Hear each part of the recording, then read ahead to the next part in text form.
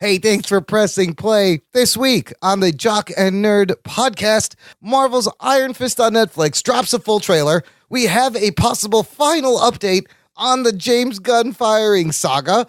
Is Tom Cruise going to be the next Green Lantern on the big screen? And they're making a new Rambo movie. Geek Boner. Plus, lots of great recommendations of cool stuff to check out and more Venom talk in our listener mailbag. All this and a whole bunch more in this edition of the Jock and Nerd Weekly for Thursday, August 16th, 2018.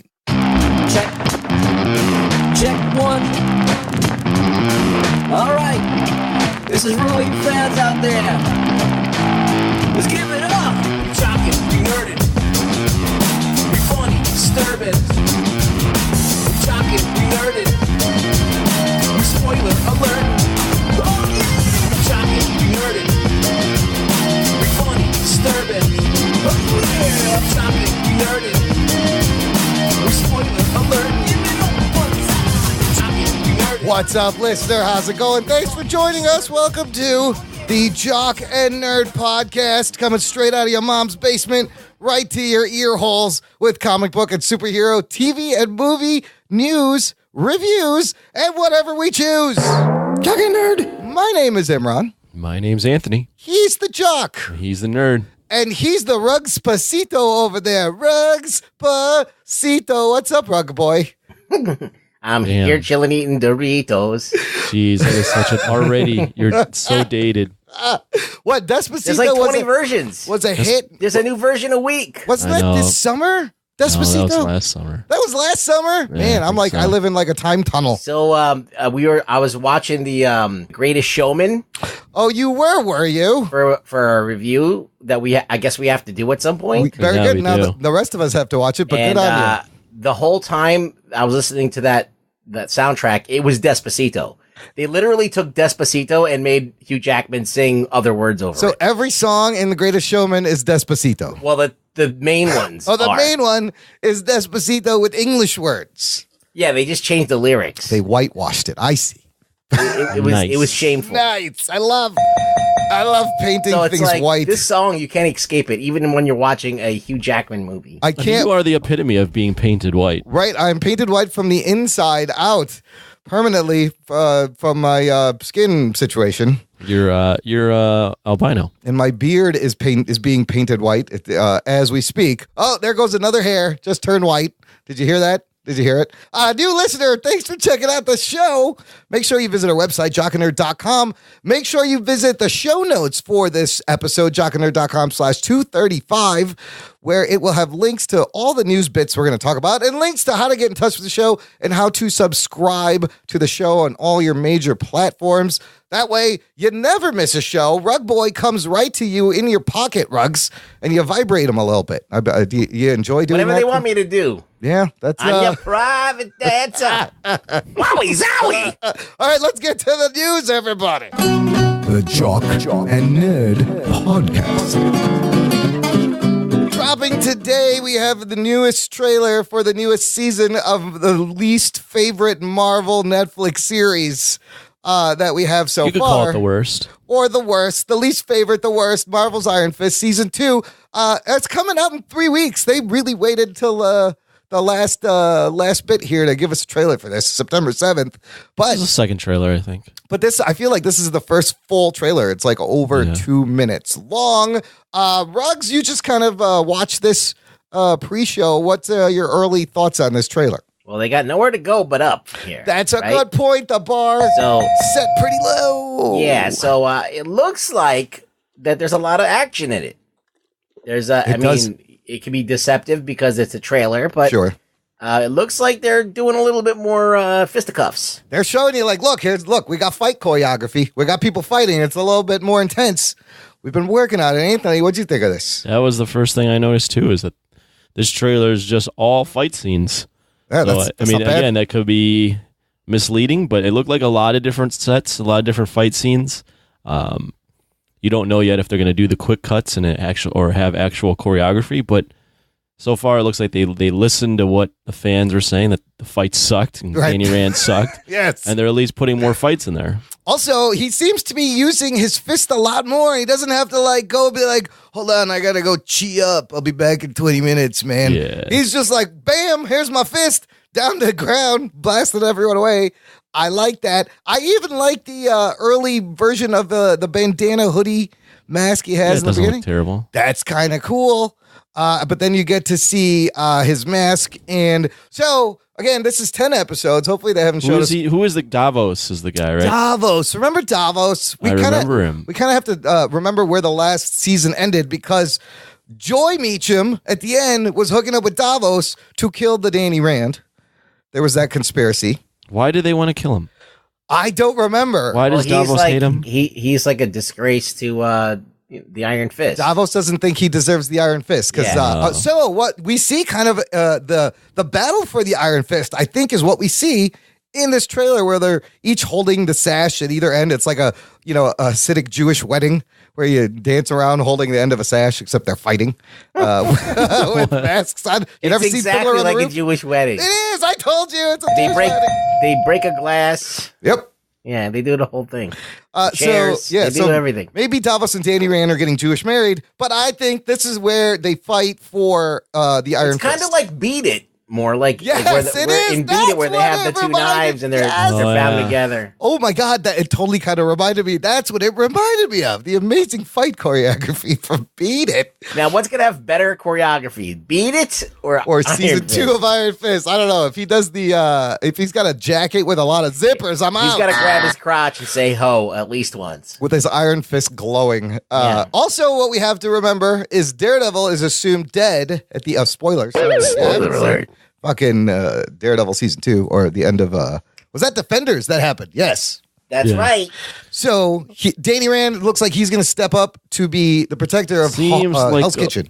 a lot of fisting in this. You got There's a lot of Danny Rand's fisting going on. fist. Yeah. You got Davos with the red fist, just fisting everywhere. dude. Right. So now Davos, it looked like Davos stole his fist, but he turns into the Steel Serpent, I think is the bad guy's name. Was that right? He's got a red fist, Iron Serpent. Sorry, not Steel Serpent. But I wasn't sure if he stole it from Danny or it's his own thing. You don't really get to see any of Typhoid Mary. There's like a brief glimpse in the subway of Alice Eve fighting Danny Rand. And then, like we said, the action, he punches a truck. Finally. Oh shit. Thank you. Do something with that fist, dude. What are you doing?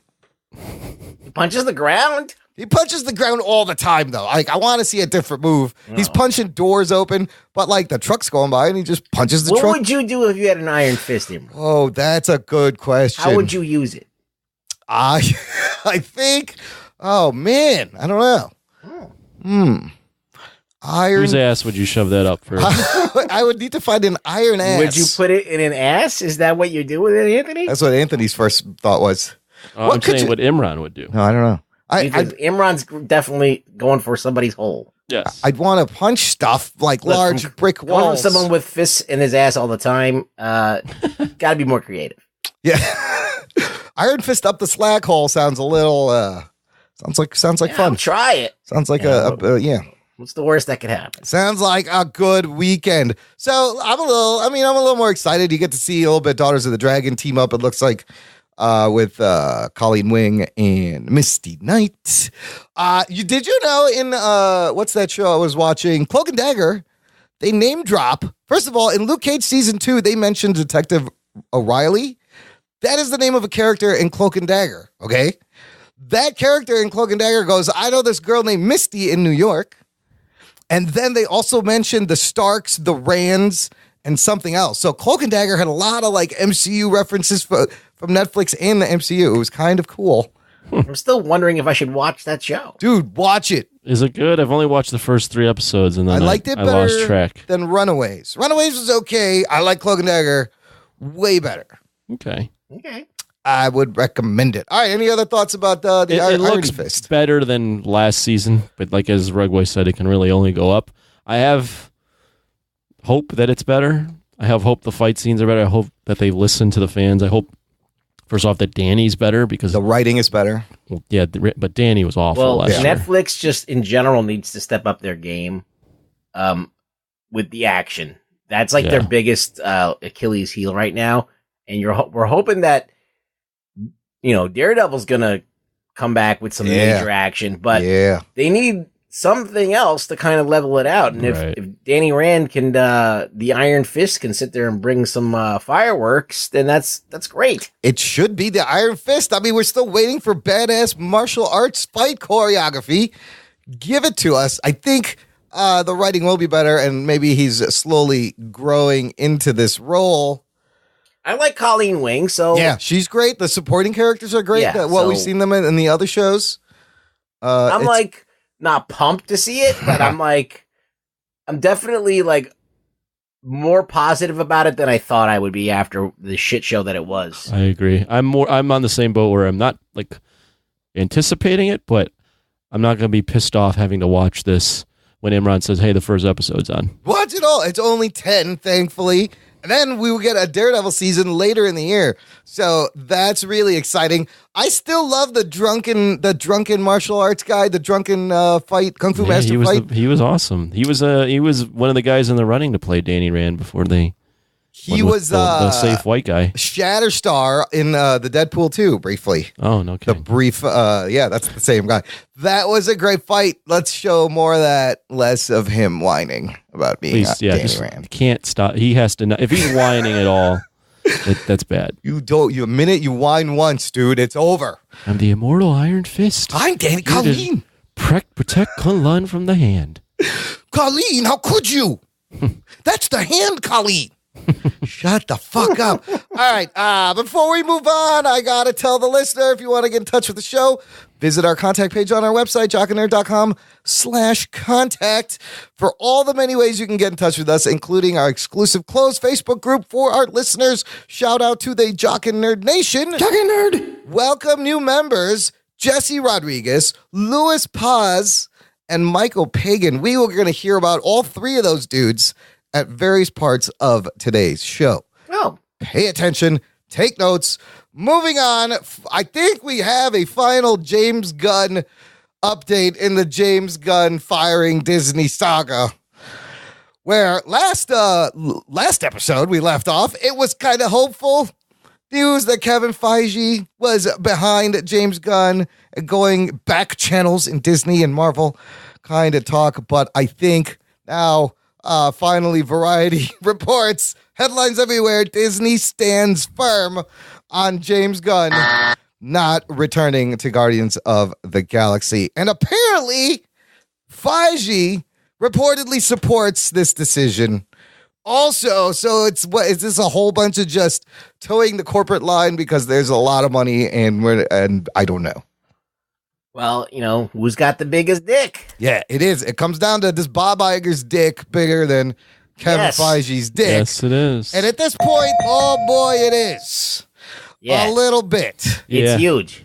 He can't, I don't know if I'm not in Feige's head, so I don't know what he's thinking, but this company's made him a lot of money. It's given him a lot of freedom. He can't publicly, at least, be out of lockstep with what Disney wants. He's made them a lot of money, though, also. Yeah, but he can't. No, he can't. He can't It would just be a bad look if he publicly is like, "Well, I'm on the guy that got fired" side. Yeah, unfortunately, he reports to a higher person. Oh yeah. It said that, in fact, that they met. James Gunn met studio chairman Alan Horn, and they are firm on this. So for weeks, I've been saying they're going to rehire him. I think I'm now off the they're going to rehire him. Well, as long as all the rehire James Gunn hashtags go away, I'm sick of going to Twitter and seeing all of these people championing James Gunn to try and get rehired. I'm he's not going to. Just stop it already. They had 300,000 or 400,000 names on a petition. I guess it doesn't matter. Is this the hill to die on? It really isn't. It's not. It's not.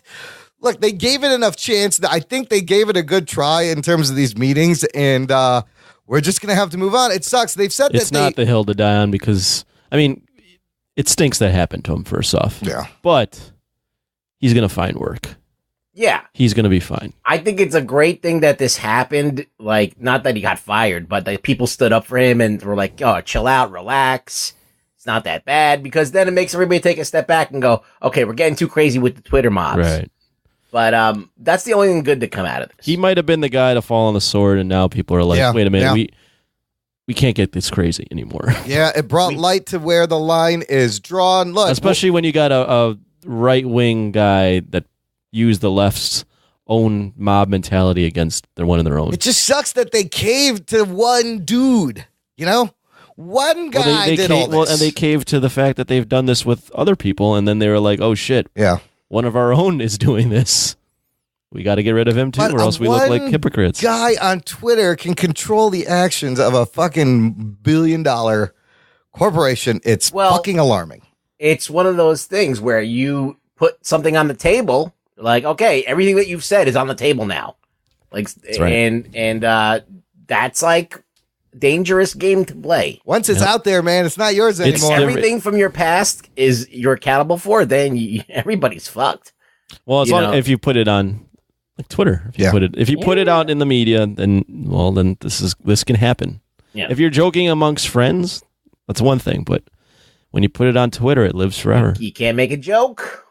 I wonder if he's jokes anymore. I mean, do you think he's kicking himself for not deleting this, or he feels? I don't think he was aware that this would ever come back to bite him in the ass. It's a hard thing to do, to delete tweet. To go that far back, 10 years back, you're never going to find that tweet to delete it. Twitter is like a very poor platform to be doing anything on, because it doesn't allow you much control. No, you can't really go back and like say, I want to delete everything from September and delete that. No, you got to go back. You got to hit load every time. Yeah. You can't edit your tweets. You mistweet something. You fire too early. Twitter is not like something that you sit there and you think about. You have an immediate reaction. You're like, oh fuck, I have to take this back now because I didn't read the whole article or whatever. And it's just dangerous. So unless Twitter like becomes more responsible and be like, listen, if we want people to use this as a medium to communicate, we have to give certain things so people can protect themselves. So whatever. Well, that's the point I kind of made when this first came out, is that Twitter really isn't the place for jokes. but I mean, it's there. It's for memes. But if you're trying to make a lewd joke, like you only get 140 characters to do that, or whatever it is now. Like, there's no. It's not a stand-up comedy but bit. There it's is Twitter comedians. There are people who've gotten rise in the comedy world through their Twitter sense of humor, through being able to craft it in 140 or not 280. But if they fuck up one time, they might get fucked too. It's different than watching a comedy bit. Look, I was trying to navigate Twitter and trying to figure out how to use it for the show and how to it's dangerous, man. Get a higher profile. And a couple of weeks before this whole James Gunn thing broke, I was getting on people's radar. Yeah. And I'm like, now I don't want to be on anyone's radar. Yeah, now you want to fly under the radar a little bit. I'm like done trying to even use this platform to try and pump the show up or get anything. You're right. It's dangerous because your history, if you've been on there long enough, it's almost inaccessible to get back there and delete it. You can download your tweet archive, but then that's just, you have it. You can't delete it from there. And like, to get, like, how are you going to scroll back to 10 years of Twitter? You can never do this. And it's just, you just have to delete your Twitter. You have to delete the whole account. Absolutely. It's a crazy world we live in. I've thought about it. So regarding Gunn's script, which is the other big question, because as we all know, this is his baby. He's fleshed out these characters. He's created these characters. He's nurtured these characters. And he was going to lead their like cosmic universe because of how good he was with Guardians of the Galaxy. They're saying they may still use the Gunn script, but whoever comes on may polish it a little bit. I think Warner Brothers, snap him up, get him to do a Booster Gold movie or a Lobo movie or whatever he wants to do in the DC universe. That would be a great kind of fuck you to Disney and Marvel. Now, can you predict this happening? Once James Gunn signs up to DC, all of his fans are going to turn on him because he's going for the other team. Oh boy. Well, anything can happen. That could definitely happen. These quote unquote fans are crazy and fickle enough to do everything unpredictable. You don't know what the fuck could happen.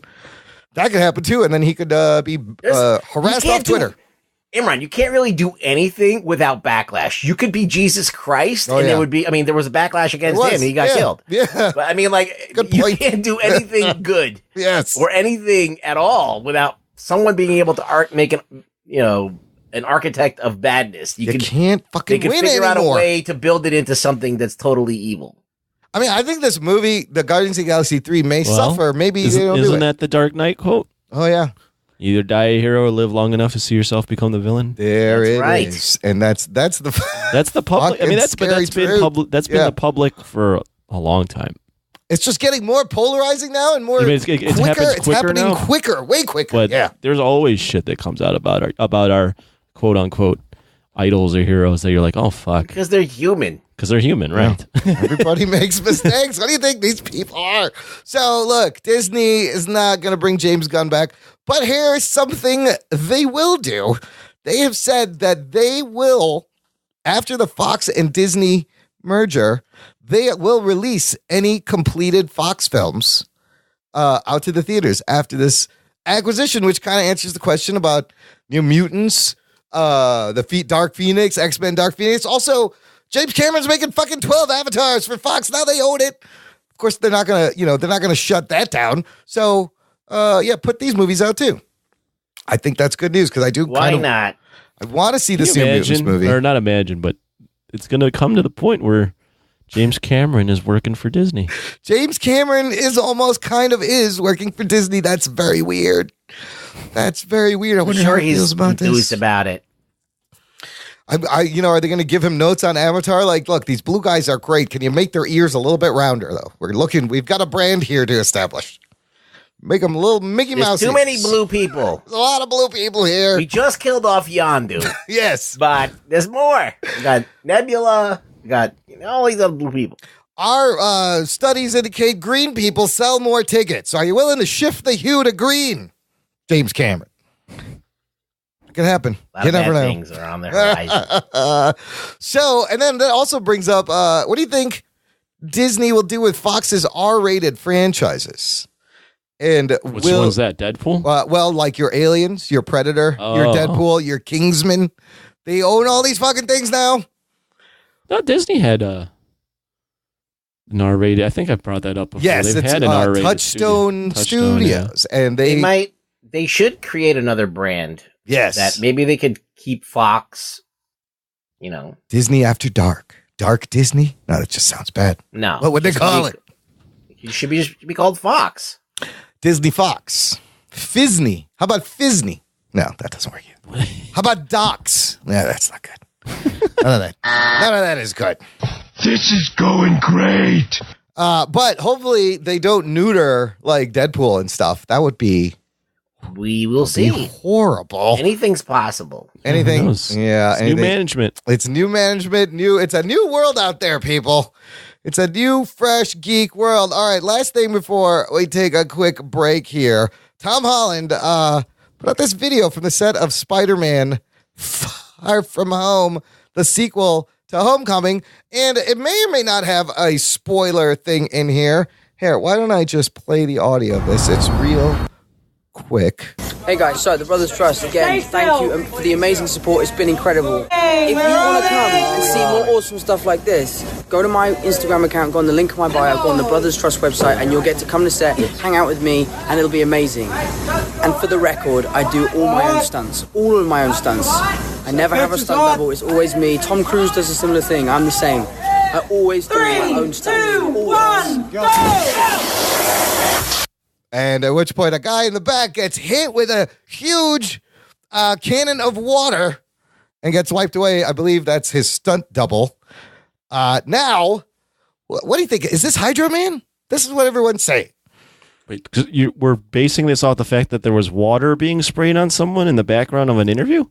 Well, they were doing a stunt. Yeah, that's a stretch. It's a scene from the movie. They're doing a stunt, and the guy's there, and he gets pulled back after getting hit by like a blast of water. That could be a Hydro Man stunt, or it could be like the Kingpin doing a cannonball into a nearby pool, and he got hit by the backsplash. But if they're gonna do, you think they're making the Sinister Six, and is this Hydro Man, or is it Mysterio using water in an attack? I mean, it could be anything. Yes, Could it be Hydro? Yeah, it could be Hydro. I'm speculating, but that would But be it's kind of probably not. Most likely, it's not. Most likely, it's Mysterio. All right, I just watched it. Yeah. I mean, it's not even the guy. The guy, it's like a splash. Well, they'll add more water in post. I don't know. Just enough to get the effect. It's quite a stretch. It really is. Hydro, man. I mean, who knows? Maybe stuff to talk about. I guess I don't know. It's a slow news week. It is a slow news week. It's a slow ass news week. But I love. I'd love to see them setting up like a Sinister It's Six. mostly just Tom Holland being funny. Yeah, he's like, I do my own stunts. And right, the guy doing a stunt, just like Tom Cruise. Hilarious. He is so adorable. I still think JB Smoove should be J. Jonah Jameson. What? Please have him be J. I think that'll be great. I think JB Smoove is Jameson. I don't give a shit anymore. What did he do? It's, do whatever you want. I don't care anymore. Look, JK, JB, JK Simmons, JB Smoove, JJ Jameson. JB Smoove. It all makes sense. He's in this movie, right? He's in this movie in a mysterious role. They haven't said who he is. In a mysterious role. And so he is Mysterio. No, Jake Gyllenhaal's Mysterio. Is that for sure? That's for sure. That's confirmed. They're saying Jake Gyllenhaal's Mysterio. Now, Smoove could be playing a bad guy. It's completely possible, but I really want him to be J. Jonah Jameson. Let's hope that doesn't happen. No, I don't care. If they do it, it's fine. Whatever. All right, look, quick break, play some promos. We'll come back with some more news and mailbag, and I got a review of something for you. After these messages, we'll be right back. Hi, I'm Rob. And I'm Robert. We're hosts of the Two Bobs podcast. Check out our show at thetwobobs.com. We talk about beer, food, weird news, some pop culture, sports, and our obsession with technology. and just general BS with our own brand of comedy and sarcastic wit. Also, be sure to find us on Facebook, Twitter, and Instagram at Two Bobs Podcast.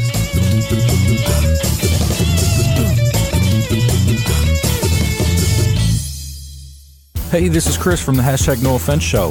What we are is a weekly podcast of three friends sharing a few drinks and a few laughs while poking fun at the world. Topics ranging from music and movies, to kids and marriage, to current events and social commentary, all while giving a unique perspective. Check out this clip from a recent episode. How is a bitch named Crystal Methvin arrested for crystal meth? My first thought was, is that her real name or did she change it? I mean, I know it's her real name now. Like she just embraced the habit? But was she so into crystal meth that she changed her name? Or did her parents just say, you know what, we want this kid to be messed up? At some point, you got to make a decision to change your life, right? Or change your name at the very least. Well, that might be the first step in getting herself going in the right direction. This is like a self-fulfilling prophecy, like if you name your daughter a stripper name, she's destined to end up on the fucking pole, If you name your daughter fucking Destiny or fucking, Oh, a lot of Destinies out there. Yeah, I know. There's a lot of strip clubs out there, too. So if you like what you heard, crack a beer with us and embrace the nonsense. Subscribe on Apple Podcasts, Spotify, or wherever you get your podcasts, and look for us on social media at HTNOS everywhere.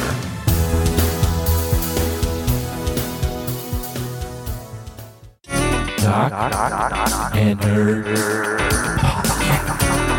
Listeners, sign up to our awesome fan club. Visit jockandnerd.com/Patreon, where you can support the show with a generous donation, and you get tons of stuff, different tiers, t-shirts, stickers. You can pick a movie for us to review. You can come on the show, and everyone gets bonus content, early released episodes. You get your own exclusive RSS feed. It's a whole nother podcast feed just for our supporters.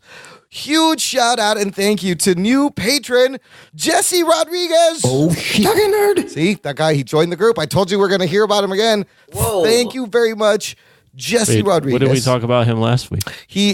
Earlier in the show. It wasn't last week, Anthony. Wow, what kind of medication are you on? And can I have some? He really cares. Share. Yes, he really cares. It was literally 30 minutes ago that I mentioned, not even, 15 minutes ago, Jesse Rodriguez's name. All these men, all right, never mind. Joined all these dudes had Hispanic names. I just got confused. There's Jess Rivera, Rodriguez. That's although like Michael Pagan, Luis Paz, Jesse Rodriguez. Luis Paz. Those are Hispanic names. Yes. Well, it's still no excuse. It's no excuse not to pay attention. Thank you, Jesse Rodriguez, though. Thanks for joining. Hope you're enjoying the bonus content. You too, listeners, just visit jockandnerd.com/Patreon to sign up today. Let's talk about some DC news. This is a great one.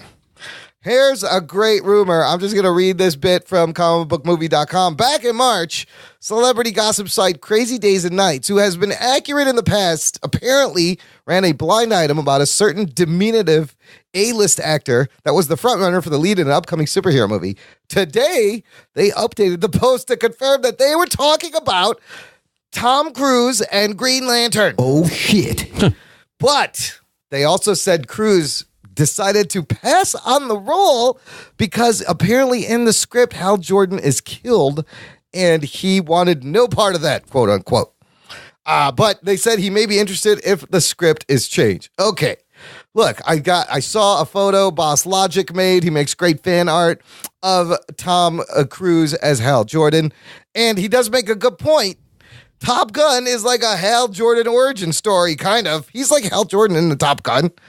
But that's a much younger Tom Cruise. Could this work at his age? Playing an older Hal Jordan that instead of Abin Sur dying and giving the ring to Hal, he dies and he gives the ring to a Jon Stewart. I know you proposed that. Yeah. There's also, you could do like a buddy cop, like a Lethal Weapon, but with all of them. With Hal Jordan being the older guy. Jon Stewart and the Guy Gardner, like hothead guy. That could be or fun. just Jon Stewart. You don't need three, but whatever. You can do that. Personally, I'm not a fan of Tom Cruise doing it just because of how old he is. I've always imagined Hal Jordan as a guy in his late 20s, early 30s, kind of a man-child, kind of like Chris Pratt a little bit, but not a little bit more cocky, a little bit more sure of himself. Yeah. Not that like, not necessarily like fear, not a ton of fear or anything. Just more of a wild man. But look, Ruggs, we've talked about how Tom Cruise can do anything. You know, he might be good for this role. He probably thinks that he actually can use his willpower to make constructs out of thin air to save the CGI. So this is already passed, though. He's not doing this. This was a whole rumor. I think it says he passed. I don't even know. Again, slow news week. I don't know if any of this Tom is true. Cruise should be any superhero. No, you don't think? Because I like the pairing of Christopher McQuarrie, writer, director, and Tom Cruise. They worked on Edge of Tomorrow. They did the last two Mission Impossible movies. Fucking great action movies. What superhero, IP can they use, or should they not even? They make up their own stuff. I feel like that Green Lantern is rough, just period. Yeah, he makes things with green stuff. Yeah, I don't know. I just thought it was stupid for a movie, but. And we saw it in the Ryan Reynolds movie. It was stupid. Yeah, it's hard. How do you make it look cool? If you have a cool bad guy and that challenges that power maybe it could be cool to watch. But Tom Cruise is his own superhero. He really is. He really doesn't need to be any other. It's like Do you feel maybe he's looking for a franchise? It's like Vin Diesel being a superhero. He's Vin Diesel. Yeah, he almost does it. He's above that. He's transcended that already. Yeah. But Cruise tried to launch the Dark Universe with The Mummy. Fucking failed horribly. Do you think he's looking for another franchise outside of... He's got Mission Impossible, and that's really about it. Well, everybody knows that these big tentpole comic book movies are the shit. Yeah. I mean, that's the thing that makes money. That's the thing that makes billions. He might want a taste of that, but I don't know. It's late in the game for him. It kind of is. Age is something that deters him, but I think that he would kill it if he got a role. I don't think he would do a shitty job. I think that he's got so much of an ego that...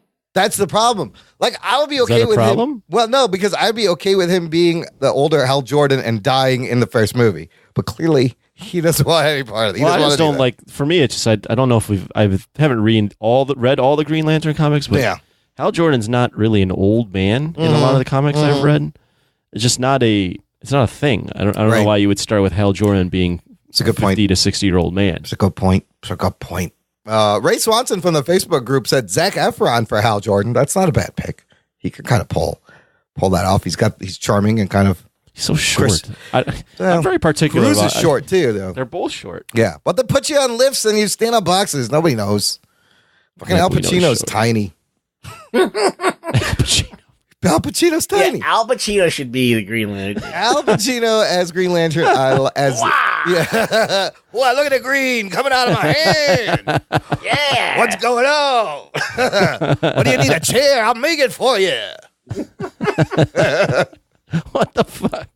I don't know. I like that. Al I don't know what it was, but I like Pacino's it. great. Look, you got Robert De Niro in a Joker movie. You know these guys, these A-list dudes, everybody wants to at least have one under their belt now because it's like a cool thing to do. Wah! What is that? I got great stuff coming out my hands. I'm like, whoa, I'll stop the parallax. Oh, fuck me. Okay. And then last piece of DC news, I got other things. In the category of, boy, that didn't take long. We talked about Ruby Rose last week getting cast. Ruby Rose getting cast as Batwoman, Kate Kane Batwoman in the comic books, who is a Jewish lesbian Batwoman in canon in the comic. Right. Days after that, Ruby Rose quits Twitter amid quote-unquote fan backlash. You can't call them fans. I don't know what you call them. And you want to know why? This is the most hilarious, ridiculous, infuriating thing. They were harassing her for not being a good enough actor, not being Jewish, and not being gay enough. In this article, it says, she said she was baffled by the statement posting on Twitter before she deleted her account that she came out at 12 and spent the last 5 years being told she was too gay for certain roles. How do you all flip that? I didn't change. Holy shit. This is why we can't have nice things, people. No, because it's fucking acting. Exactly. Right? People, it's acting. You don't have to be Jewish. No. You don't have to be gay. You know how many gay people are playing straight people? Like that we don't know? Like, just watch Flash. Like, everybody's gay on that. So, mean, dude, on Modern Family, you know the gay couple, Cam and the little guy and the big guy? Yeah. One of them is not gay. Can you guess which one? I think it's the big guy, right? You are correct. He's It amazing doesn't in that matter. role. He's so Like, good. first, it's not like, I mean, I know that they want representation. They want gay people to be in the shows But and she everything. is a lesbian, she said. Yeah, but I don't understand why now you have to nitpick being Jewish and not Jewish.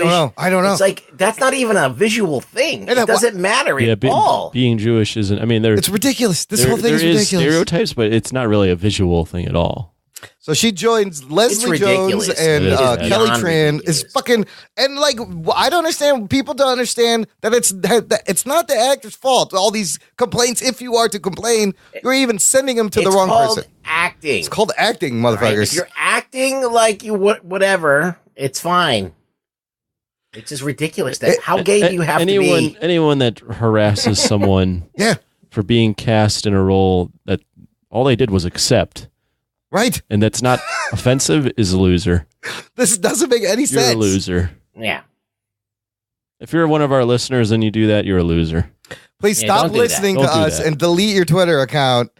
I mean, if you have a legitimate, if you have a legitimate thing, even if it's a legitimate like criticism, like don't attack the actor. It's not their fucking Exactly. fault. It has nothing to do with them. I'll include people were attacking the lady that was playing what's her name? Starfire, whatever. Starfire, yeah. Oh yeah, she got, but I think she left Twitter too. Like, she didn't choose to dress like No, that. right. She didn't choose that was going to be the costuming. Exactly. She's not the She's costume a beautiful department. woman, and they could have easily made her look like she's supposed to look. She didn't pick on She's that supposed to have hair and orange makeup. skin and Yeah. green eyes and the costuming and all that stuff. But they went another route, so you can't blame the actress. That's ridiculous. There's an interesting article on sci-fi.com. I'll put it in the show notes, and how this person talks about this kind of the intersection of toxic fandom meeting queer gatekeeping with the not gay enough, right? So these are now two kind of really bad sets of exclusive fucking people just acting crazy, and now it's like crossing together. She's getting It's hit just with weird this Venn because- diagram. It's crazy. It's like one of those things now. This is probably going to be controversial, but I'm triggered. I'll just say it now before you say I mean, it. like, it's weird because in the grand scheme of things, like that's it's a niche minority. Yeah. You know, it's not like every person. But it's they're not so like vocal. 50% of the people. Right. It's not even that. It's not close to that. So the fact that they're expecting like everything done to be done to a place where everybody's happy, or everybody, it's like it's Hollywood. It's acting.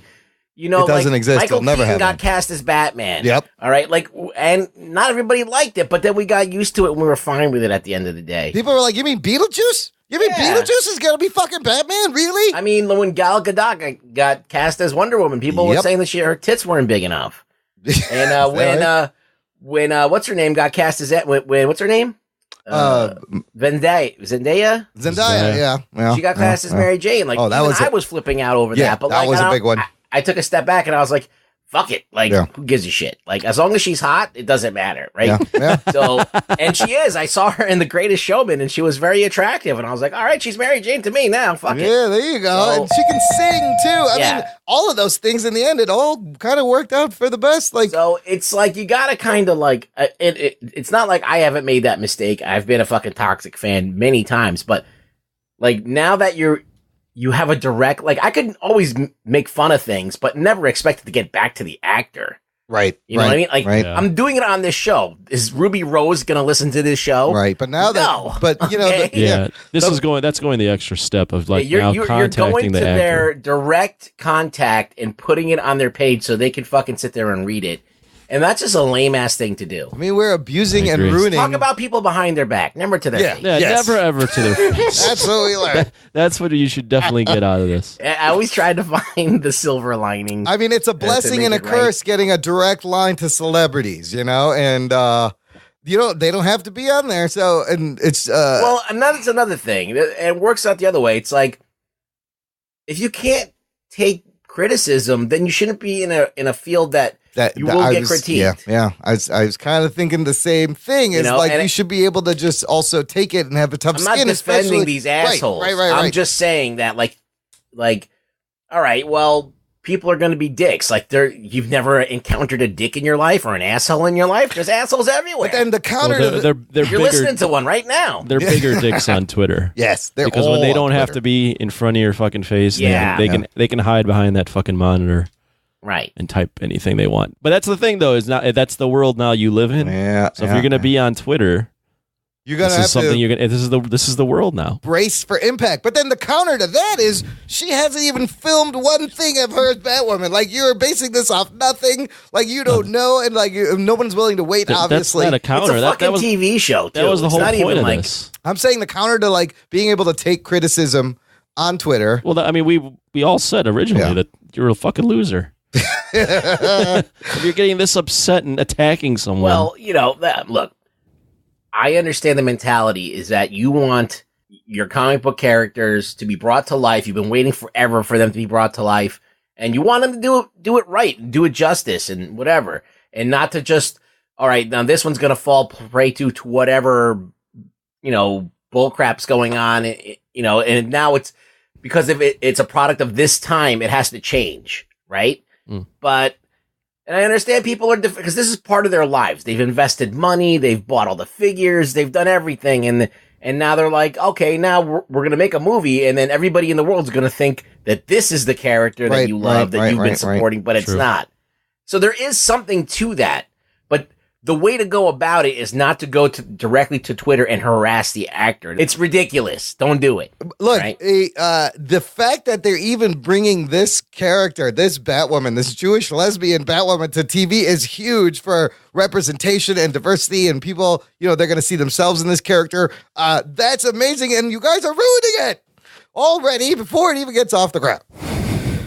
It's getting goddamn ridiculous. It's goddamn ridiculous, absolutely. All right, here's what's not goddamn ridiculous is the fact that, did you guys know that they're working on a new Rambo movie? Did you know that Rambo 5 is currently in development? Did anybody know this? No, it's not. It's, look, I got an article from Cinema Blend, currently in development, approaching principal photography. Not only that, Sylvester Stallone has tweeted out a photo. It's kind of a piece of art of him from the back as Rambo. That's called Instagram. In the rain. I mean, sorry, whatever.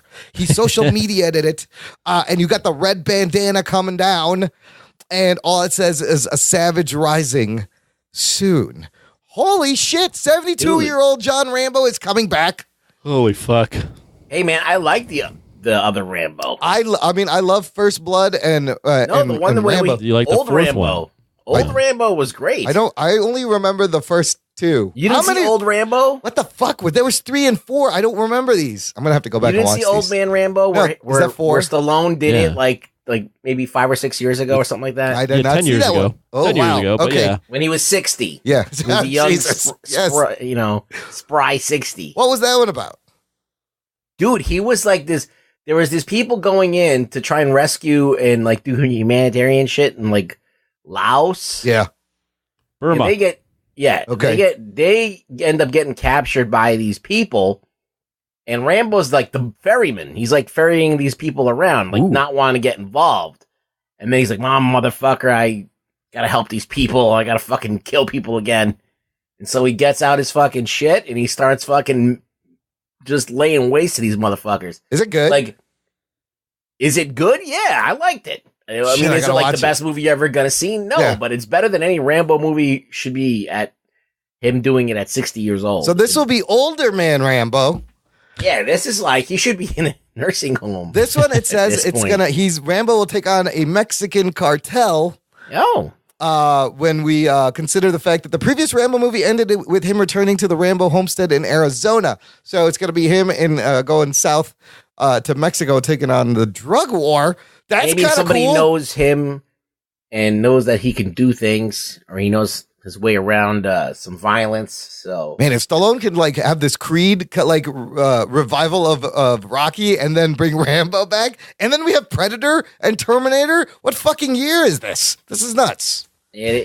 Listen, the IP never gets old. As long as we get another kickboxer movie, Jean-Claude Van Damme, I'll be happy. Bloodsport, the sequel to Bloodsport. John Van Damme is in his 60s, I think. He is. Dude, all these guys, Arnie, Stallone, they're all in their early 70s. And then an Under Siege movie with Steven Seagal. I loved Rambo. I love those first two movies when they came out when I was a kid. How do you not know? You didn't see the third one? I don't remember the third or the fourth one. I don't remember. No. Because the third one was still out when he was still a young man. Was that one any good? I don't remember. No, I didn't see that. No, one. I mean, I'll have to check out the last one, but Rambo 5 is... he still looks so coming. sly. Yeah. I saw a picture of him, and he's still fucking buff, too, dude. He's fucking Yeah, still... I mean, he takes a ton of HGH. Oh, he does? That's how he does it? He's admitted it. Damn. Human growth hormone. He's still jacked. He's like doing that thing with his blood. He's doing all that shit. Oh, he's blood doping, he's pumping everything. I mean, yeah, he's not getting... I mean, it's not like he needs to be drug tested. That's true. And, like, how else can a man that age I look read like an article that if you make it to 105, you stop aging. What? What do you mean, I don't like physically, like your body actually stops aging? I read it. It didn't make any sense to me either. So I I can't wait till I get to 105. I'll let you know. I'm almost there, guys. I'll let you know. No, I think that when I what get there. happens is your body starts degrading, like at a certain point, like when you hit 60, it just starts to rapidly decline. Okay. And then that decline slows down to almost stop when you hit 105. So it can only like decline Is so this much. bro science? I don't know. I read an article. It could be bullshit. Just look it up. I'm gonna put it in the show notes. Okay. Is it Neil deGrasse Tyson who wrote this? Is it fucking the science guy? Yeah, aging stops at 105. Adam Morris, I need fact I checking. see this. Science I see fact an checking. article. I see a couple articles. Aging stops at 105. Sciencemag.org. So that's a good incentive to It try to could get be to like that age. Twitter science, like Twitter- where it's not real. It's just PBS fake news. posted it. All right. All right, everyone. You just got to make it to 105 and you're good. That's all. Well, this new study suggests at certain age, risk of death no longer increases. You live forever? You don't die. Once you get to 105, you're no more likely to die than you were before you got to 105. Man. I don't know what that means.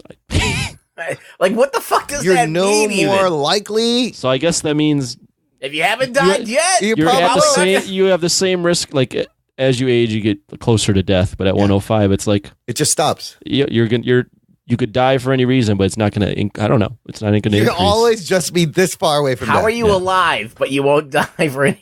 I can't wait to get to 105 and not die. Now I have Now an I'm incentive. actually going to start exercising even harder and watching. I may start taking care of myself. Because 105 is the age where you don't die. Johnny number 5 is alive. You know what? By the time I'm 105, there's But going to Imran, be you're already robots. looking like I told you, 100. I'll be there soon. I have Benjamin Button. I have advanced Stan Do Lee. you think this is kind of in poor taste? You think Stan Lee makes it to 105? No, oh fuck no. I don't know. Maybe that's only 10 years for him. How old is he? Is he 95? 95. Yes. So once he gets to 105, all the bad stuff goes away. Stan, if you could make it for another 10 years, you'll be fine, dude. Let me tell you the reality of the situation. Stan Lee is like right now cheating death. Yes. Right now, at this very moment. Absolutely. All he has to do is just fall. All he has to do is fall out of bed. Everything will break. Yeah. It'll make a catastrophic chain reaction that will just immediately kill him. Like he can't do anything wrong at this point. If he makes it falling is bad. If he makes it to 105, then he can fall all he wants. The chances are the same. No, you're not. You become invincible. I don't think that's how it works. I don't think that's how it works. No. Look, you know what? At that age, now you can start taking a tumble down the stairs. Yeah, you'll be fine. You'll bounce. Like Stanley's like going in the refrigerator, looking at the milk and looking at the expiration date and going, "Nah, I'm not drinking that." We'll I'm not taking a chance. We'll replace everything with like robot parts and live forever in a few short years. Oh, I got to talk to you about this movie that I watched. Oh, wait. Before we get to that, I got one last piece of news, and then we'll do a quick review recommendation segment. Speaking of the future and robots and artificial intelligence, the director of American History X, Tony Kaye, is undertaking a new and controversial step in filmmaking by employing an artificial intelligent actor as the lead in his next film, Second Born. Oh, shit. Unlike Robin Williams' 1999 film Bicentennial Man or the Steven Spielberg-directed AI, Kaye is aiming to cast a real robot who will be trained in different acting methods and techniques. Was there like a Twitter thing that said he's not robot enough? They got even the robot quit Twitter.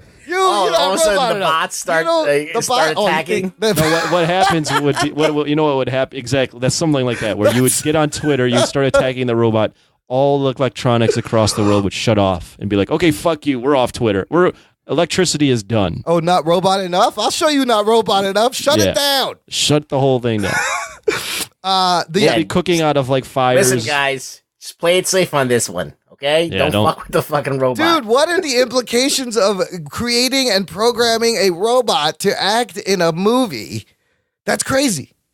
What are the implications? I don't even know what it is. I don't even know what they're doing. I have no idea what even this movie is. They're going to train, like, if you could get an artificial intelligent robot and then just load him with every acting method lesson technique. I don't think it's going to be that hardcore, Imran.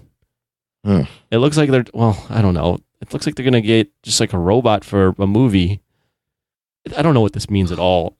There's no implication to this. I feel like look, it'll be the robot will know its lines and its blocking, and it'll figure out how to respond to things.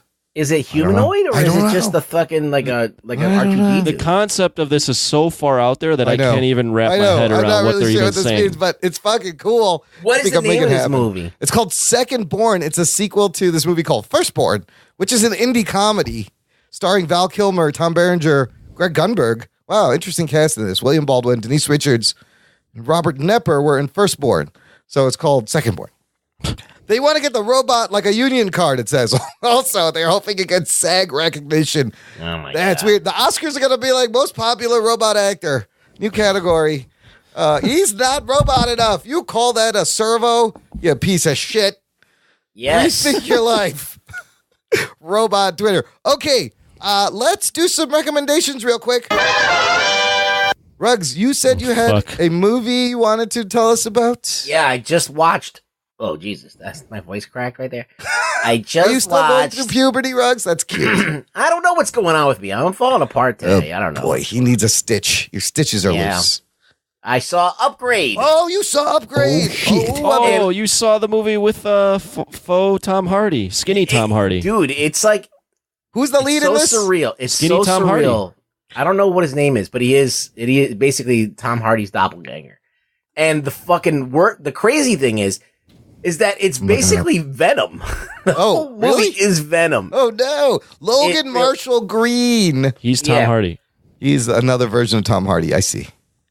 It was a good movie. I enjoyed it immensely. Was it like, you can't compare it to a Marvel movie where it's like all big spectacle and shit. It's just really low budget and, it's some of it looks a little goofy, but And it's predictable as hell, but there's a twist at the end that kind of like takes that predictability and throws it out the window a little bit. Wow, nice. So that was very pleasant, but basically it's Venom. It's Tom Hardy. Yeah.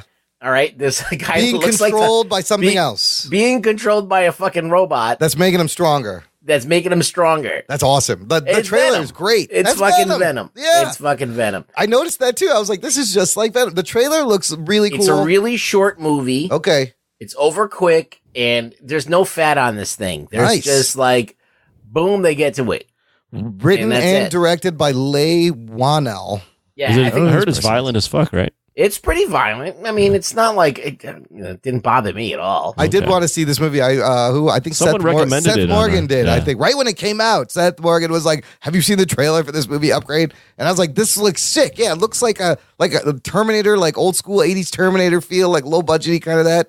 But then with the guy being controlled and amazing action and some cool camera movements, I definitely want to check this out. Yeah, so I recommend. It's a positive recommend. Rug Boy recommend. Here's Rug Boy approved. Rug Boy approved. Okay, my recommendation for this week, Anthony, you think of one. I got something. Okay, I've been checking out the show Castle Rock on Hulu. Anybody heard of this? Is that like some kind of a musical? It is not. What it is, it's a TV show that's set in the world of the Stephen King universe. Where it's not based on any of his books, but it plays in the mythology. There's tons of Easter eggs, and if you're not a Stephen King fan, it's also really good. It's kind of like you're reading a new Stephen King novel. For example, the way it works into Stephen King world is Shawshank Prison is a big part of this show. There's a character named Jackie Torrance.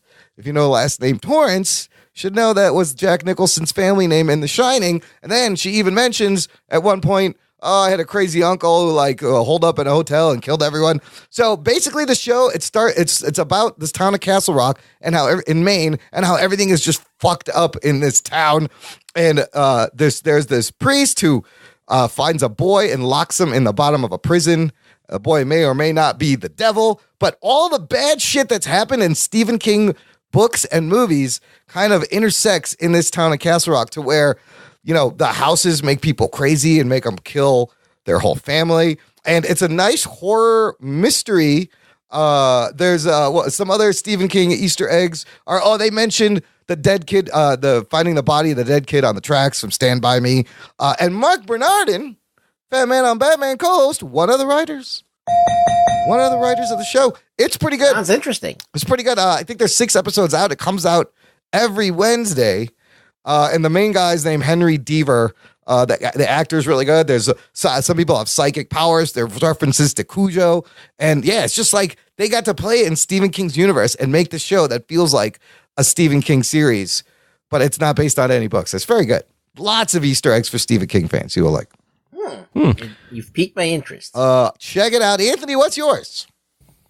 So I was listening to the Joe Rogan podcast the other day, and they were talking about how awful rats are. Yeah. Oh, yeah. And they recommended this documentary that I'm about halfway through called Rats by Morgan Spurlock. Oh, I may have heard of this. And it's about how awful rats are and how in infested they are in New York. Yeah. And how much they've taken over. Are there more rats than people in New York? There may be. There is a hypothesis that there is as many rats, if not more rats, than there are people in New York. Holy shit. Jesus Christ. I used to look, having lived in New York, I've seen these fucking rats. They're very brazen. Well, as they mentioned in the documentary, I mean, it's the perfect breeding ground. You put your garbage outside at night. Yeah, they don't give a fuck. I mean, you saw Pizza Rat. He went viral last year. Well, that's my a fucking favorite rat. is Splinter from Ninja Turtles. Splinter is the best mutated rat there is. I went looking for the turtles when I lived in New York. I didn't find them. Didn't find any turtles? No, I couldn't find any. He's the biggest one, and he knows ninjutsu. Splinter? Yeah, he smokes weed too. So it's good. Rats documentary. Yeah, I'm halfway through, but that you put me on the spot here, and that's the one I got. How does that go over? Like, you're watching a thing about rats. Doesn't that make you all paranoid about rats? Well, I don't live in New York. That's true. Well, you live in Chicago. There's rats here. We have rats. Yeah, not like there's New York. Definitely rats, but the way they portray, I mean, the way with the garbage out front and them kicking the garbage and the rats fucking falling out. I don't know if that happens. No, well, because we have alleys and we dumpsters. have alleys. Exactly. We have alleys and backs of buildings where they do that, not just like in front of the fucking Not in front of the fucking store. place. Do you think it matters to them where the fucking shit is? No, we just don't. it is. But we don't see them see it because it's in the alley. Yeah. These fucking rats are crazy. Go ahead, live in your fantasy land where there's no rats. There's no rats here. I'm telling you. Get out of here. That reminds me, There's rats. I got another quick recommendation. I listened to the Joe Rogan podcast with Macaulay Culkin. Oh, is that a good one? Oh my God, I want to hang out with Macaulay. He's surprisingly well cool? adjusted. He's totally cool. He's like, and Rogan the whole time is like, man, I thought you'd be fucked up, but you're really well adjusted. And I saw that one pop up on my feed, and I'm like, he might be fucked up. This might be a weird listen. No, and I decided not to because I was like, he might be just so fucked and cracked in the head now that it's not gonna be good. He had to sue his dad for money when he was a kid, but he has a couple of interesting observations. Like he's like, look, if you want to be a kid actor, this is all you have to do. They just like it when you can remember your lines. He's like, I was very good at memorizing shit. And that's what they loved. And I had a big, personality. And the fact that I could memorize shit really quickly, that'll get you a long way as a kid actor. And it doesn't hurt to do ballet when you're a kid. Doesn't hurt to do he's a classically trained ballet artist. Yes. He's actually a classically trained ballet artist, still does it. Yes. He said there was another interesting bit. His dad had so much influence over his career and wherever he did. When he did Saturday Night Live, he didn't want Macaulay reading off the cue cards. So what did everyone do? Everyone had to memorize every fucking sketch they were in with him. Because if he wasn't reading the cue cards, nobody else was reading the cue cards. And I was like, holy shit, dude, he just like changed their process of how they do the show. Like, you guys, this guy's a fucking crazy motherfucker. And the best thing he said was he's very smart about art. He's like, look, when you put something out there, if you make a piece of art, it's not yours anymore. He doesn't have an agent anymore, and he runs a site called bunnyears.com. It's like a comedy website, and he just does whatever he wants. I was like, Macaulay sounds fucking down and cool. I'd love to have a drink with him. What's your favorite Macaulay Culkin film? I mean, Home Alone and The Good Son is great because you see him swear as a little kid on film. Which Home Alone? The first one? The first one, definitely. Okay. I could do every line from that movie. I like both of them. I enjoy Richie Rich. Oh, I never saw that. Was he good in that? Yeah, it's a cheesy kid film. I also enjoy My Girl. Oh, he was great in My Girl. Yes. I love him in My Girl. Yeah. He's done a couple of interesting things when he's gotten older, like weird indie stuff. And he's like, look, I'm doing pretty good. I just do what I want now. Like, I don't have to do anything. So what is he? Yeah, how does he make money? I think he got smart with the Home Alone money by like suing his dad and becoming an independent. He got smart by suing his dad. Yeah, because his dad was taking all his fucking money. Listen, if you're smart and you get a nice big lump sum, you can invest it and get an annuity every year, and you can live off that. And he sounds like he was smart with his money and didn't spend it all. If you got like, if you amass like $5 to $10 million and you put a nice chunk of it away, you can live off that and pretty good. Yeah. He said he's pretty set. No, I'm just saying, but nobody does that. Yeah. Everybody's just like spending their money like they're crazy. You're like, I could buy a Ferrari now. No, and then you just blow all of it. Yeah. I never knew that he had dated Mila Kunis for a while. Oh, he did? Yeah, he got the Kunis. He got into the Kunis. No, I was good friends with Michael Jackson. Yes, of course. Well, he was in the black or white video too, and he hung out there all the time. I liked him in that. Culkin. Dude, he's a fucking adorable in Home Alone. Like he is a little good-looking little kid. Holy shit! Like you can't take your eye. He like commands the screen. I feel James Gunn vibes right now. Oh shit! That's a good-looking little boy there. Yeah. The thing about Macaulay Culkin, I mean, I grew up. He was like older than me, but he's 38. He's 38 now. I grew up thinking he was that kid. Yeah. He's about our age, in between our age. Not. I mean, I wouldn't say an idol, but he's someone definitely that I look back. He's on kind of an icon. Kid, yeah, I remember him. Forever. You would enjoy that podcast because they're like it's funny and you just kind of want to hang out with them. It's very endearing. I just thought he grew up and was like cracked out. So did I. I thought that he just went all nuts. But he looks like he's cracked out. Yes, but he's not. He's fine. But it's a lot of these kid actors. They don't make it. Haley Joel Osment is on Silicon Valley, and he's pretty funny. But you always wondered about him. And if you could, what's his name? The Terminator kid didn't Oh, grew up Eddie to be- Furlong. he grew up fucked up. And then the kid from 2.5 Men got all crazy too, didn't he? The little Well, kid all those grew up. 80s, 90s TV show kids all grew up to be kind of weird. But then you got like Ron Howard, who's just had an amazing career. What about starting as a the kid. little black kid? Gary Coleman? Gary Coleman. Emmanuel Lewis? Which one? I was talking about Webster? Gary Coleman. Gary Coleman. But he had like a physical thing going on. Yeah, he was just small, didn't grow. Yeah, he had something Same thing going with on. Emmanuel Lewis. Like he was small, like he wasn't gonna grow. But Who's yeah, your Gary favorite? Who are your favorite child actors? Oh no, Jesus! Macaulay is great. Ruggs, who do you like as child actors? Danny Cooksey. Danny Cooksey from I gotta look up this he was up. in Terminator 2. He was Danny Cooksey. Oh, was he the kid with the red hair? Yes, With the he, mullet? he was in Different Strokes also, way back in the Yeah, day. he's Arnold's little brother. Yeah. Danny Cooksey. I remember that fucker. He's not my favorite. I just like to say his name. Mrs. Garrett died recently. That was Yeah, sad. she did. Yeah. But he was in like every show, Danny Cooksey. Danny he Cooksey was made the everywhere. rounds. I mean, I used to Yeah. love Gary Coleman. I'll be honest. I used to love Different Strokes. Dude, Gary watch Coleman. early Different Strokes. Gary Coleman is fucking hilarious. Like his timing, he's super cute and it's sharp and snappy and he's really good. I was like, this fucking kid's great. Here's some of the children of my youth. Yeah. Macaulay Culkin. Yeah. Urkel, whoever played Urkel. Oh, Jaleel White. Yeah, I like Jaleel White. The Savage Brothers. Oh, yeah. Corey and Ben. Yeah. I may get the chance to talk to Ben in Wizard World. And then anyone from The Sandlot. Okay, so we forget Leonardo DiCaprio. I was introduced to as a teenager in Growing Pains. Growing Pains. Oh, yes. He was the added kid. He was the added kid on that show. You got Anna Paquin, I think, started as a child. Elijah Wood kind of made it. Do you know Scarlett Johansson was in Home Alone 3? Oh, when she was real young, huh? Yeah. Neil Patrick Harris. We forget he was fucking Doogie Howser. That's right. Oh my Doogie God. Howser, MD. Like, who is the most successful child actor of all time, though? Well, what's successful? Like, still relevant and still doing shit. I mean, Ron Howard. Leo's got to be And up Leo, there, right? too. Yeah, Leo. Yeah. Leo, Ron Howard, they still made it. Johansson's still popular. What about the girl that played...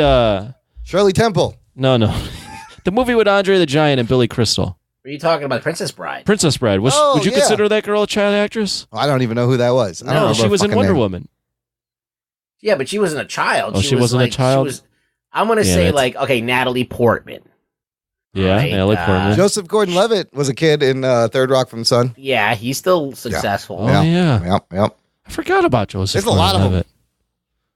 Geez, once you're in the industry, though, either you keep going or you fuck up. Drew Barrymore, having gone through so much shit, Oh, I'm actually yeah. surprised she's alive. Oh, Kirsten Dunst, but she's no longer doing anything. Well, No. yeah. Drew Barrymore's up there. Eliza Dushku started in True Lies. What about the She was Olsen? like, What about the Olsen twins?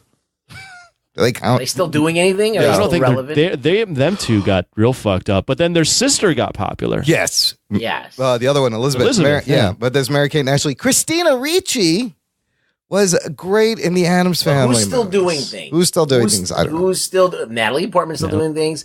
Leo's still doing Scarlett. things. You got Raven Scarlett Simone. Johansson. Adorable on Raven Cosby Simone Show. ain't doing shit, is She she? had a show. I think she had a talk show, but I don't think she's doing Raven anything now. Simone, I forgot about her. She was adorable on the Cosby Show. Love little Olivia. We have What's no it- future what's- opportunities now talking about this stuff.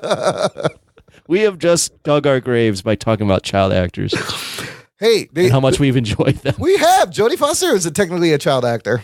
Yeah. Miley Cyrus, true. Michael J. Fox. Oh, that counts. And what? In Family Ties, he was a teenager. Well, Is I don't would think you it's consider a that child. teenager a child actor? Talking about like 10 Oh, years you're old. talking about kid. Yeah. Okay. Talking about 10. Okay. Like Emma Watson, she's still doing Emma stuff. Watson. Yeah, that's one. That's the only one. The guy from the Harry Potter. Harry Potter, the yeah, lead he guy. doesn't do anything. Yeah. Do shit. Daniel Radcliffe has Harry Potter money. He doesn't have to do shit. Yeah. Haley Joel Osment is he's done stuff. Justin Timberlake, Ron Oh. Howard, Everyone from the Disney show. Johnny Galecki. He's still doing things. Oh yeah, Johnny Galecki was in the original Roseanne. He was So kind the of- key is to just get your child to remember lines.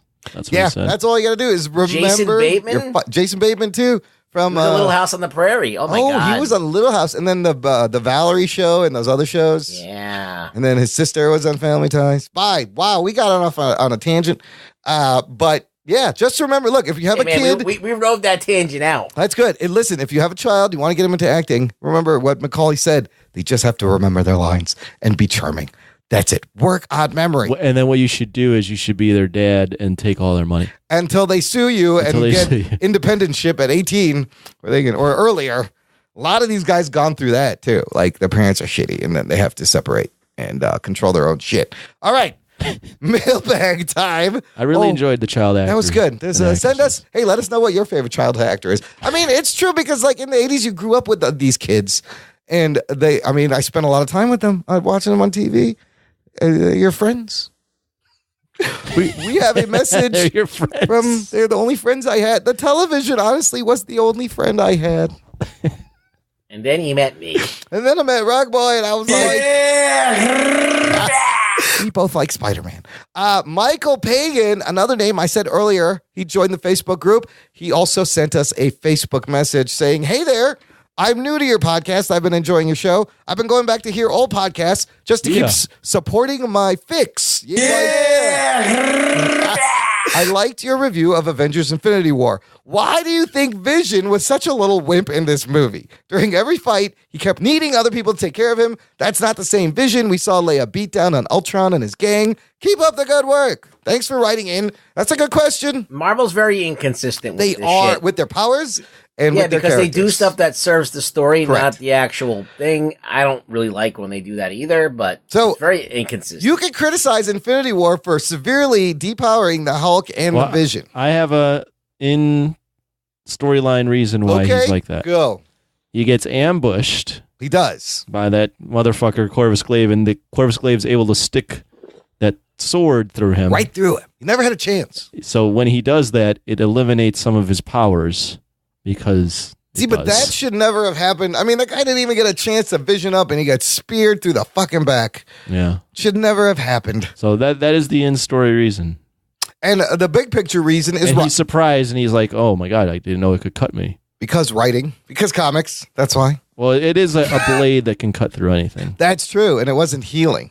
Right. But I did miss him being kind of badass, even though he was kind of a big part of Infinity War. You needed to eliminate the early threats, the early Vision and threats. Hulk. Yeah, but he was. Yeah. He remember when he came out in Avengers: Age of Ultron, and I was just waiting for that moment to find out if there was going to be android junk on him, and it was smooth like a Ken doll. Oh shit! When he came out, so disappointed. I was very disappointed. I was like, are they going to show it? And they did show it, and there's nothing there. No, nothing. Fucking tease. Yeah, I mean, why are we talking about his junk? I don't know. I'd be disappointed if I was Scarlet Witch in that movie. Like, well, look, I love you, but what are you gonna do, really? Yeah. Can you tell me? But no, he was badass in Ultron, but that was his introduction. So that's why, Michael. Thanks for the question. I got a voicemail here from our buddy Louis Paz, who always sends in a voicemail and finally joined the Facebook group this week. He's got a bone to pick with everyone about Venom. Dude, somebody's got to stop the bloodshed on the Venom trailer, man. I mean, how can you watch Spider-Man 3 and see Topher Grace play Venom and then go watch the new Venom trailer and say, yeah, no, fuck that too? Bro, come on, man. There's no comparison, like, at all. I completely understand that the story will probably be shit.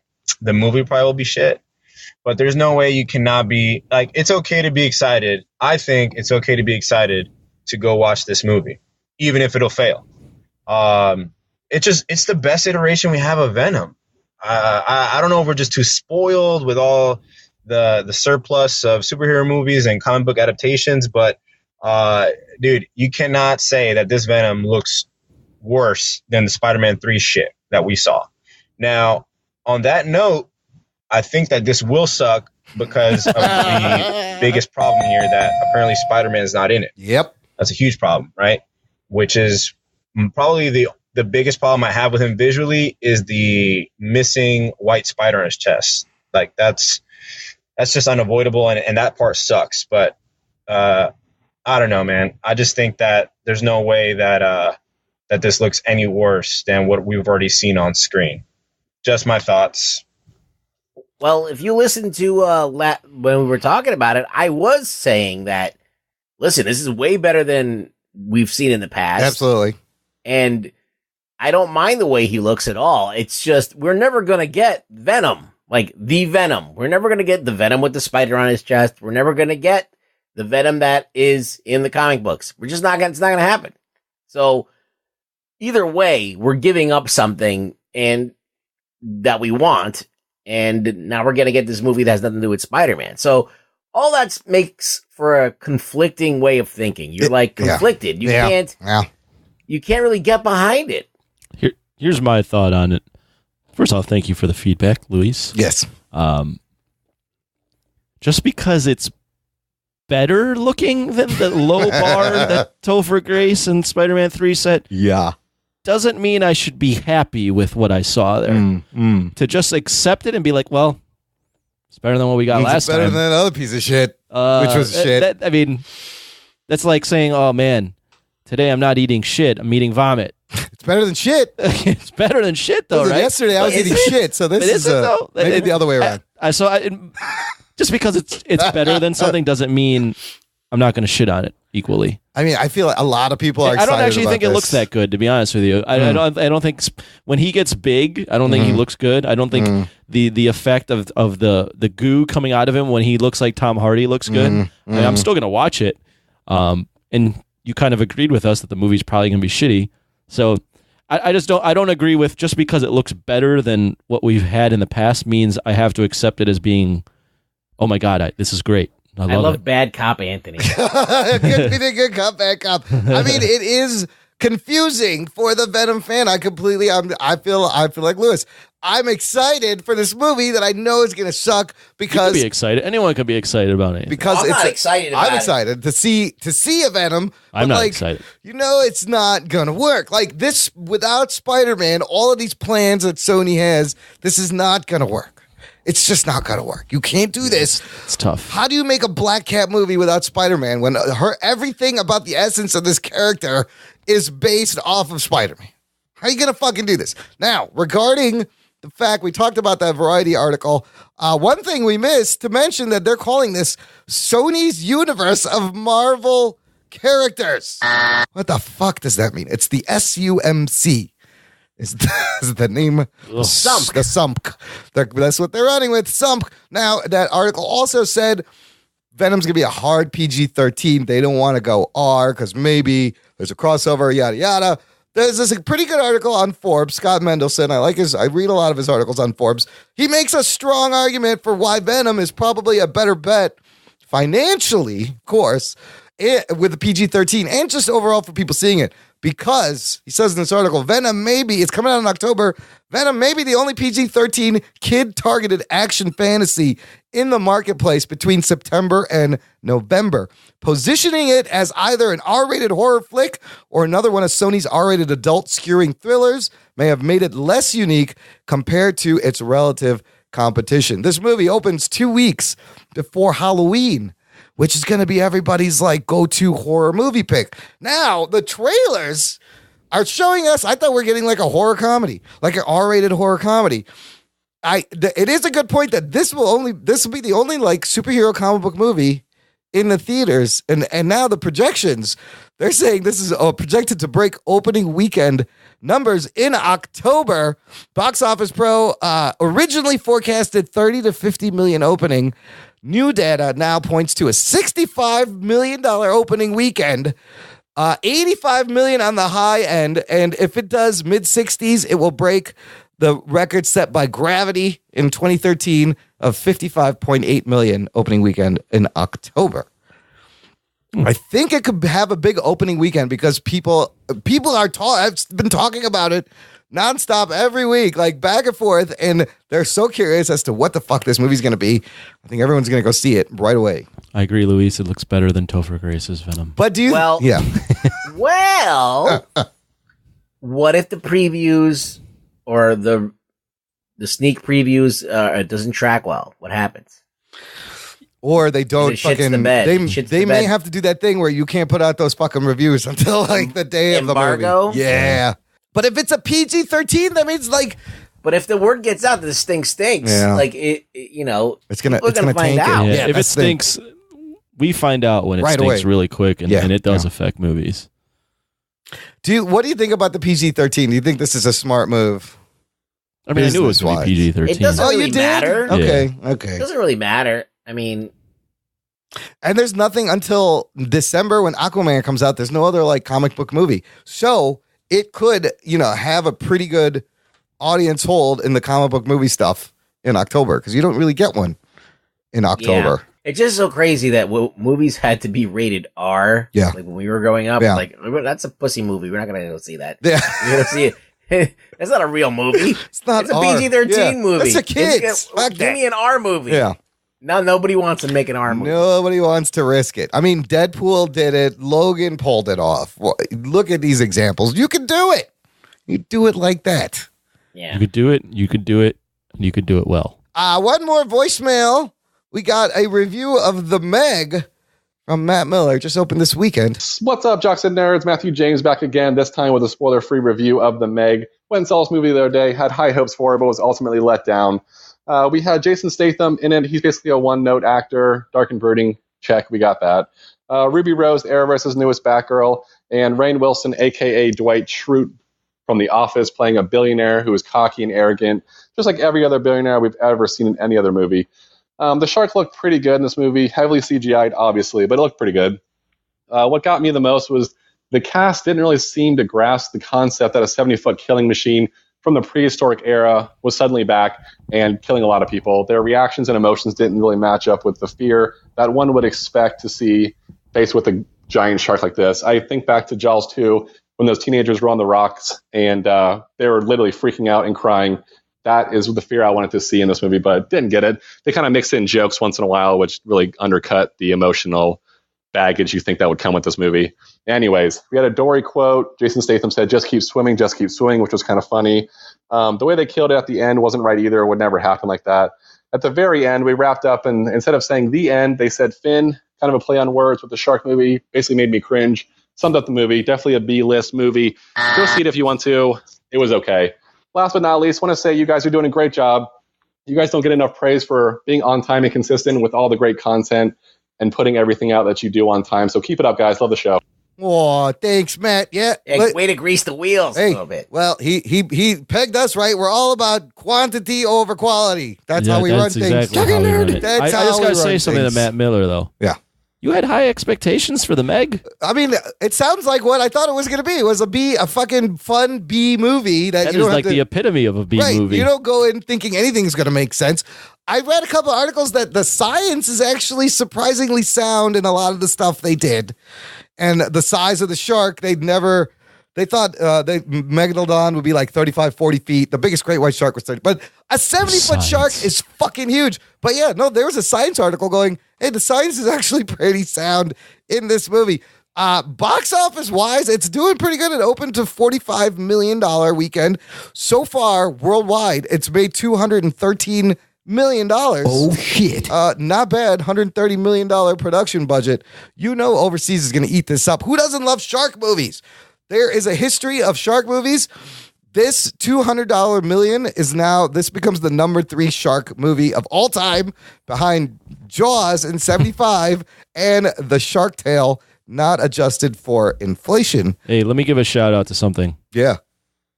It'll be out when this podcast releases, but even though it's not my genre, happy to see that Crazy Rich Asians looks like it's going to track to do pretty well. I was really happy for that too. Like, I think movies like that need to do well. And one of the guys in that movie, it's going to do like a 30 million, 30, 40 million. That's not bad. That's huge success for this comedy. Asian cast. Yeah. Not a movie where it's like kung fu or shit like that. Can you look up what? There's no kung fu in it. Oh, fuck it. I'm not gonna go see it. What did Harold and Kumar go to White Castle make opening weekend?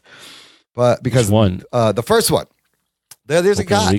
One of the guys from Crazy Rich Asians just got cast in Spider-Man: Far From Home. Opening weekend, it only made $5 million. Wow! And this thing's gonna make $35 million. That's huge. Yeah, it'll be good.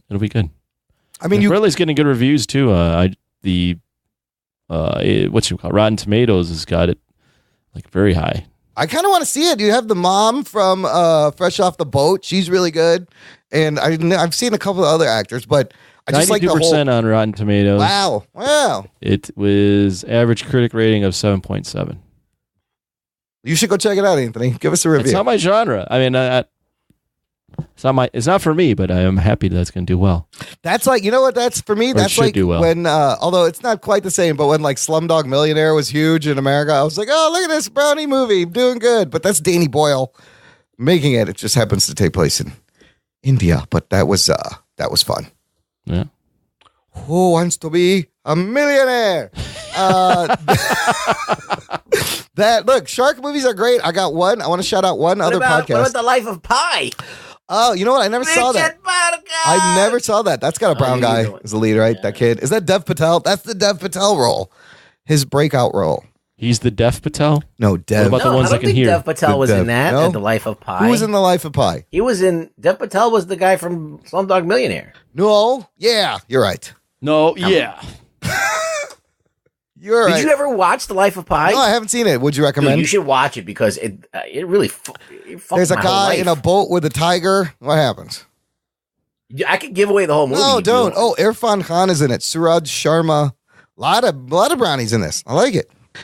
Look, before I got one last, I want to shout out another podcast related to shark movies and Jaws. There's a great podcast by Wondery and Mark Ramsey called Inside Jaws, where it's a 7-part series. It's kind of like a dramatic audio recreation of the making of Jaws. He does like with sound effects, and you learn about Steven Spielberg and how he started in the industry and how he made Jaws. And then it's also intercut with a second story.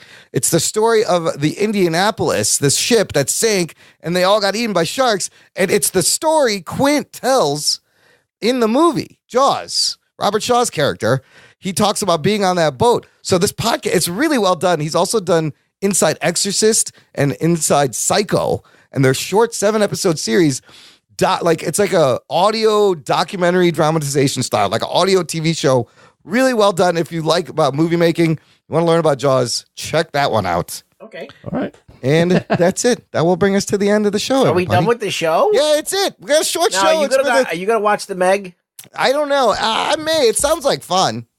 I'm not. I would have watched it if everybody in the movie was named Meg. The Meg should feature like if Meg all Ryan was in it, and like Meg all Tilly, the other, Meg Tilly and Megyn Kelly. Megyn Kelly should be in it. Meg from Family Guy should be in it. They should all be in it. Yeah. The Meg. Ruggs, where can the people find you online? You can find me at Really Rug Boy on Twitter, where I'm pretty much doing nothing now. Go back and look at Ruggs' I've old neutered tweets. Myself. Yeah, go back and look at my old tweets that I haven't. And expose him. Pull something out that's out of context. We need a little PR. We need to get viral. Let's start a fucking thing about Ruggs. No, I don't know. That's probably not a good idea. No, don't do that. You can follow us on Twitter at Jock and Nerdcast. And of course, subscribe to the show. You can find the show on all major podcast platforms: Apple Podcasts, Google Play, Spotify, and all the others. Check it out. Of course, tell a friend. Spread the geekery. Get them to subscribe. Get them to listen. They'll be hooked. Thank you for listening to the Jock and Nerd Podcast. My name is Imran. My name's Anthony. He's the Jock. He's the Nerd. We'll peep you next time. I'm pumped. Yeah, me too. Gentlemen, this is Democracy Manifest.